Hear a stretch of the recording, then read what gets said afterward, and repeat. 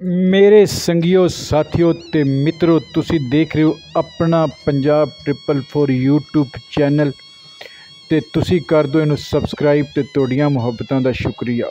सियाणे सच्ची कहंदे ने कि परदेस कटना एडा सौखा नहीं है कि जेड़े परदेस कटदे ने वो इस दुख मिठे जहर दा स्वाद भी ही चख सकदे ने।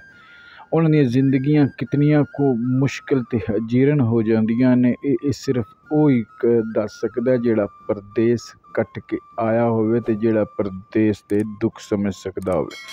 मेरे संगियो साथियों ते मित्रों, मैं तुहाडा संगी इकबाल गुजर ते तुसी देख रहे हो अपना पंजाब 444 यूट्यूब चैनल। मैं तुहानूं अज दा जेड़ा वीडियो बनाने दा मकसद सी कि तुहानूं दसना सी कि वेखो परदेस च रहण वालियां नूं खाण पीण ते जिन्हां दे घर च बड़े VIP ते जबरदस्त जे किचन बने होंदे ने ते ओह अपने भैन भाइयां वास्ते कितनी मुश्किल जिंदगी दे विच ते किस तरह दे खाण पीण ते किस तरह दा उन्हां दी लाइफ गुजरदी है, ये ओही दस सकदे ने। ते ਉਹ ਜਿਹੜੇ ਲੋਕ ਇੱਥੇ ਬਾਹਰੋਂ ਦੂਰੋਂ ਆਕੇ ਇੱਥੇ ਪ੍ਰਦੇਸ਼ 'ਚ ਆ ਕੇ ਨੌਕਰੀਆਂ ਕਰਦੇ ਨੇ, ਇੱਕ ਉਹਨਾਂ ਨੂੰ ਦੂਸਰਿਆਂ ਦੀ ਆਪਣੇ ਤੋਂ ਸੀਨੀਅਰ ਦੀ ਸੁਣਨੀ ਵੀ ਪੈਂਦੀ ਹੈ ਜੇ, ਤੇ ਆਪਣੇ ਤੋਂ ਪ੍ਰਦੇਸ਼ ਦੀ ਜ਼ਿੰਦਗੀ ਗੁਜ਼ਾਰਨ ਵਾਸਤੇ ਉਹਨਾਂ ਨੂੰ ਕਿਹੜੀਆਂ ਮੁਸੀਬਤਾਂ ਆਉਂਦੀਆਂ ਨੇ ਕਿ ਤੁਸੀਂ ਇਹ ਜ਼ਾਹਰ ਵੀਡੀਓ ਦੇ ਵਿੱਚ ਦੇਖ ਰਹੇ ਹੋ। ਇਹ ਉਹਨਾਂ ਦੀਆਂ ਰਹਿਸ਼ਾਂ, ਇਹ ਉਹਨਾਂ ਦਾ ਖਾਣ ਪੀਣ, ਇਹ ਸਾਰਾ ਕੁਛ ਮੈਂ ਤੁਹਾਨੂੰ ਉਹ ਵੀਡੀਓ ਦੇ ਵਿੱਚ ਦੱਸ ਰਿਹਾ ਵਾਂ ਤੇ ਦਿਖਾ ਰਿਹਾ ਵਾਂ।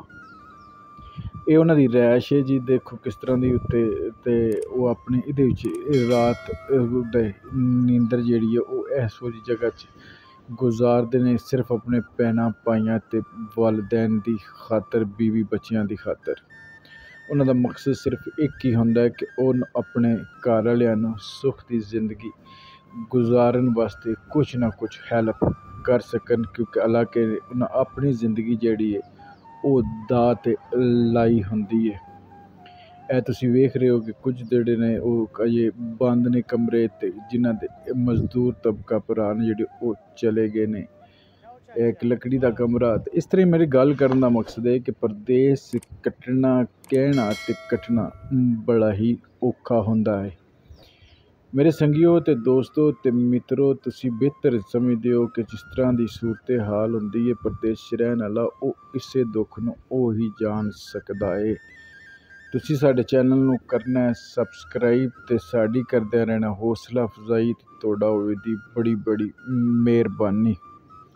ਇਹ ਵੇਖੋ ਮੈਂ ਤੁਹਾਨੂੰ ਜਿਹੜਾ ਉਹਨਾਂ ਦਾ ਪੂਰਾ ਅੱਜ ਵਿਊ ਕਰਾ ਰਿਹਾ, ਤੁਸੀਂ ਉਹ ਦੇਖ ਵੀ ਰਹੇ ਹੋ। ਇਹ ਬਾਥਰੂਮ ਜਿਤਨਾ ਵੀ ਸਾਰਾ ਸਿਸਟਮ ਜਿਹੜਾ ਹੁੰਦਾ ਪ੍ਰਦੇਸ਼ 'ਚ ਰਹਿਣ ਵਾਲਿਆਂ ਦਾ, ਉਹ ਬੜਾ ਹੀ ਔਖਾ ਤੇ ਬੜਾ ਹੀ ਫਸ਼ਾ ਹੁੰਦਾ। ਤੇ ਤੁਸੀਂ ਚੈਨਲ ਨੂੰ ਕਰਨਾ ਸਬਸਕ੍ਰਾਈਬ ਤੇ ਬੈਲ ਆਈਕਨ ਦੇ ਬਟਨ ਤੇ ਕਰਨਾ ਕਲਿੱਕ, ਤੇ ਸਾਡੀ ਕਰਨੀ ਹੈ ਸਪੋਰਟ। ਤੇ ਰੱਬ ਰਾਖਾ, ਤੇ ਮਿਲਾਂਗੇ ਫਿਰ।